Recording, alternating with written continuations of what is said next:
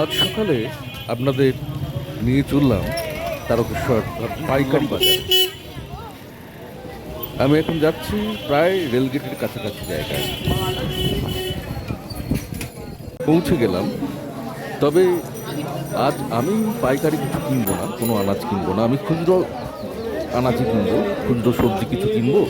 আজকে নেওয়ার কথা আছে আম আর মাছ, আর ফেরার সময় ছেলেদের দুধ নিয়ে ফিরতে হবে।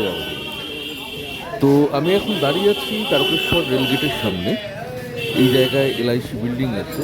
আপনারা যারা তারকেশ্বরে থেকেছেন এসেছেন তারা এই জায়গাটার সঙ্গে পরিচিত।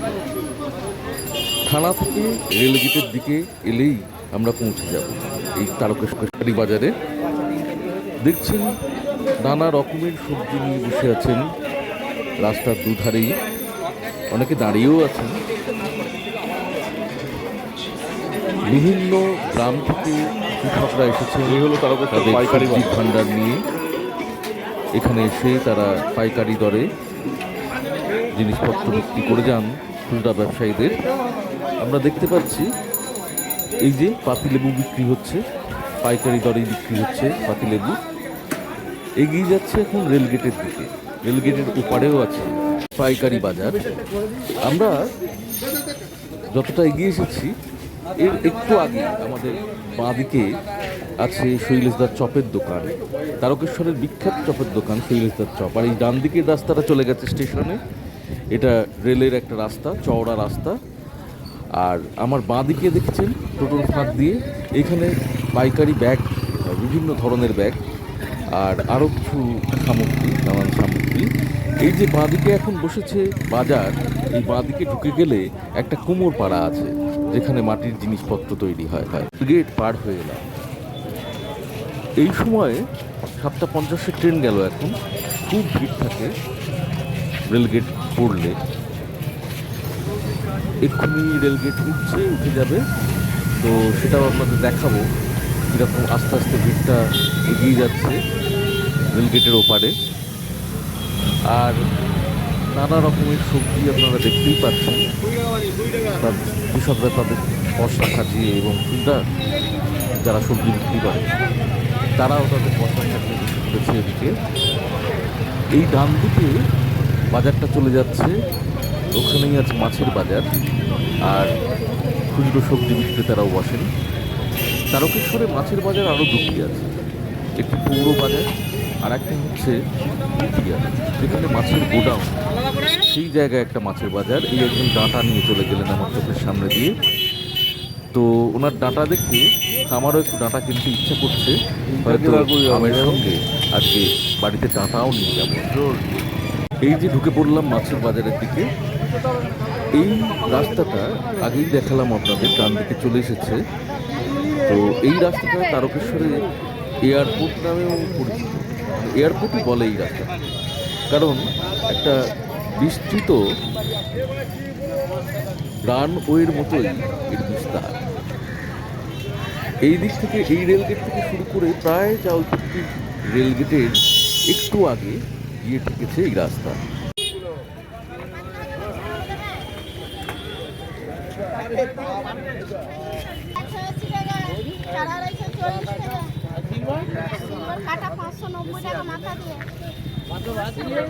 মাছের বাজার ঢুকে পড়লাম আমরা। এই মাছের বাজারটা বসে এয়ারপোর্টের যেদিক দিয়ে ঢুকেছি ঠিক তার ডান পাশটায় একটা ফুটপাত করা আছে। সেই ফুটপাতের ওপরে আগে এই মাছের বাজার বসতো ওপারের রেলগেটের, যে রাস্তাটা স্টেশনের দিকে ঢুকে গেছে দেখালাম, সেই রাস্তার গায়ে, মা দিকের গায়ে। কিন্তু রেল থেকে ওই জায়গাটা অধিগ্রহণ করে ওখানে বাজার বসতে নিষেধাজ্ঞা জারি করার জন্য এই বাজারটা এখন এই দিকেই বসে। কত বড় গো? তো ওইখানেই পাইকারি বাজারটাও বসতো। এখনো কিছু কিছু পাইকার একদম স্টেশনের সামনে এসে দাঁড়ায়, সেখান থেকে খুচরো বিক্রেতারা তাদের কাছ থেকে সবজি কিনে নিয়ে যান। আবার কিছু পাইকারকে থানার সামনে আপনাদের দেখাবো, থানার কাছে, থানার সামনেও খুচরো বিক্রেতারা দরদাম করে ওখান থেকেও কিনে নিয়ে তাদের গন্তব্যে পৌঁছন। মাছ নেই, কেউ কেউ যান পৌর বাজারে, আবার কেউ কেউ এদিকে চলে আসেন রেলগেটের এপারে এই বাজারে খুচরো সবজি বিক্রির জন্য। তো এই জায়গাটা আপনাদের দেখালাম একটু আগেই। এই জায়গায় এখানটায় ওই শিঙি, ল্যাটা, বোয়াল, কই, ছোট ছোট চিংড়ি, মৌরলা, পুঁটি, এই সমস্ত মাছগুলো এই জায়গায় বিক্রি হয়। গুগলি, ঝিনুক এসবও এই জায়গাটায় এসে পাওয়া যায়।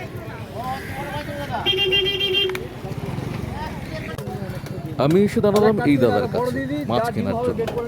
দাদার কাছে অনেক রুই মাছ, 600, 700, 800, 1 কেজি ওজনের মাছগুলো পুকুরের, এখন ভেরি মাছে বিক্রি করে, তো দেশি মাছ যাই হোক, কিন্তু পেটে ডিম ভর্তি। দাদা বললেন এই মাছ 180 টাকা কেজিতে দেবে। আমার আগে যিনি দাঁড়িয়েছিলেন তার মাছটা কাটছে দাদা, এরপরেই আমার মাছটা কাটতে শুরু করবেন। তো মাছ কাটা একটা অদ্ভুত শৈলী, নিপুণ হাতে। আমি তো পারি না, আমি মাছে হাতে দিই না সাধারণত, কীরকম একটা হড়হড়ে লাগে সেই জন্যে। যাই হোক, তো দেখতে খুব সুন্দর লাগে, কিন্তু দেখুন মাছের তেলটাও খুব সুন্দর। আমিও দাদাকে বলেছি আমার মাছটাও যেন ভালো হয়, সেইভাবে বেছে দিতে। দাদা বেছে দিয়েছেন প্রায় 800 গ্রাম ওজনের একটা মাছ। তবে দাদা বললেন প্রত্যেকটা মাছের পেটেই ডিম আছে। এখন মাছের পেটে ডিম চলে আসছে, জানি না বর্ষা এখনো আসেনি, তো এনার মাছটার পেটেও যথেষ্ট ডিম ছিল। এবার ফিরতে লাগলাম বাড়ি।